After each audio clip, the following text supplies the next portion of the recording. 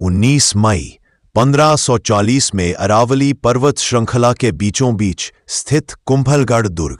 सूर्य उदय हो रहा है, पहाड़ों की चोटियों पर सुनहरी किरणें बिखर रही हैं। यह दिन इतिहास के पन्नों में अमर हो गया, क्योंकि इसी दिन जन्म लिया था एक अजय योद्धा ने, मेवाड़ का सिंह महाराणा प्रताप। उनके पिता थे राणा उदय सिंह द्वितीय और माता थीं जयवंताबाई। प्रताप बचपन से ही असाधारण साहसी, आत्मविश्वासी और दृढ़ चरित्र के धनी थे। उन्होंने घुड़सवारी, तलवारबाजी, धनुर्विद्या और युद्ध कौशल में गहन प्रशिक्षण लिया। वे परिवार और मित्रों में जितने प्रिय थे, दुश्मनों के लिए उतने ही भयावह। इसी समय भारत में मुगल साम्राज्य का विस्तार हो रहा था। बाबर के बाद अकबर ने तख्त संभाला और वह मेवाड़ को अपने अधीन लाना चाहता था। लेकिन महाराणा प्रताप एक स्वाभिमानी राजा थे। उन्होंने अकबर के हर दूत और प्रस्ताव को दृढ़ता से ठुकरा दिया। उन्होंने कहा, जब तक मैं जीवित हूं तब तक मेवाड़ की भूमि पर मुगल कभी शासन नहीं करेगा। हमारी स्वतंत्रता हमारे प्राणों से भी अधिक मूल्यवान है। अपने आत्मसम्मान और स्वतंत्रता के लिए प्रताप ने जीवन भर संघर्ष किया।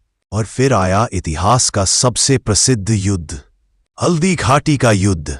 सन 1576, तारीख 18 जून। स्थान राजस्थान के मध्य भाग में एक संकीर्ण घाटी, हल्दी घाटी। सूरज आसमान में आग की तरह जल रहा है। हर घंटे तापमान बढ़ता जा रहा है। लेकिन यहां जो लोग खड़े हैं वे साधारण नहीं, वे अपनी माटी के लिए जीवन देने को तैयार है। इस ओर राजा मानस सिंह, अकबर के शक्तिशाली सेनापति। मुगल सेना, हजारों सैनिक, उन्नत हथियार, हाथी, घोड़े, सब कुछ पूरी तैयारी में। और उस ओर महाराणा प्रताप, जो जंगलों में रहे, दुख संकट झेले, लेकिन कभी भी मुगलों के आगे समर्पण नहीं किया। उनके साथ थे बंशी, झालामान और उनका सबसे प्रिय घोड़ा चेतक। चेतक वह केवल घोड़ा नहीं, महाराणा की आत्मा था। घाटी के पत्थरों के बीच चेतक बिजली की लकीर की तरह दौड़ रहा था। उसकी आंखें असाधारण, बेकाबू नहीं, बल्कि वीरता का सागर थीं। दोनों दिशाओं से नारे, मेवाड़ माता की जय। महाराणा प्रताप ने घंटा धारित तलवार उठाकर कहा, आज हमारा लहू इस धरती के लिए बहेगा। मैंने कभी मुगल साम्राज्य के आगे सिर नहीं झुकाया और नहीं झुकाऊंगा। मृत्यु आ जाए, लेकिन मैं मुगलों के सामने अपना सिर कभी नहीं झुकाऊंगा। एक प्रचंड गर्जना के साथ उनका घोड़ा चेतक बिजली की गति से दौड़ पड़ा। चेतक केवल एक घोड़ा नहीं, महाराणा का विश्वास और वीरता का प्रतीक था। मुगल सेना के हाथी वार कर रहे थे, पर चेतक उन्हें लांघता हुआ आगे बढ़ता गया। युद्ध भूमि बन चुकी थी, रक्त की नदी। हर तलवार चीरा दे रही थी एक शत्रु को। जब मुगल सेना ने महाराणा को निशाना बनाया, झालामान, उन्होंने राणा जी के ऊपर राजसी वस्त्र पहनकर कहा, राणा का जीवन अमूल्य है, मैं अपने प्राण दूंगा। एक सच्चे वीर की तरह झालामान रणभूमि में शहीद हो गए और महाराणा चेतक के साथ घाटियों और जंगलों की ओर निकल पड़े। युद्ध का अर्थ केवल विजय नहीं, बलिदान भी वीरता की पहचान है। चेतक, उसके पैरों में गहरा घाव था, अब वह अधिक नहीं दौड़ सकता था। फिर भी उसने महाराणा को बचाकर एक नदी को पार करा दिया और अंत में अपनी अंतिम सांसें त्याग कर अमर हो गया। इस युद्ध में भले ही मुगल सामरिक रूप से अधिक शक्तिशाली थे, लेकिन महाराणा प्रताप और मेवाड़ की आत्मशक्ति कभी पराजित नहीं हुई। ये था एक संघर्ष, आत्मसम्मान बनाम वैभव का।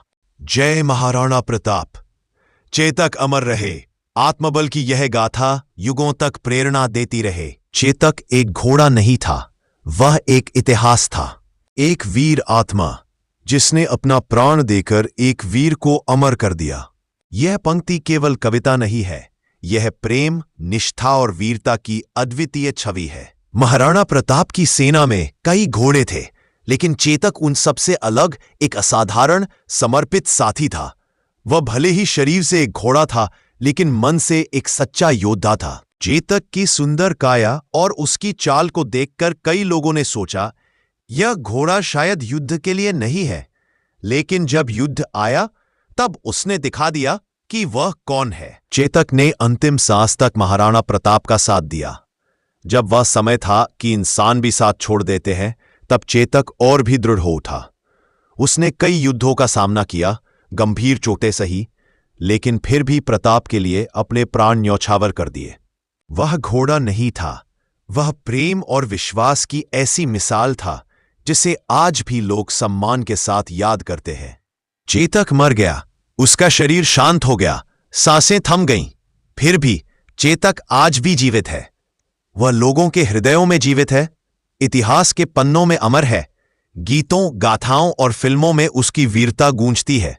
चेतक एक घोड़ा नहीं था, चेतक एक अमर आत्मा था जिसने अपना जीवन देकर एक योद्धा को अमर बना दिया।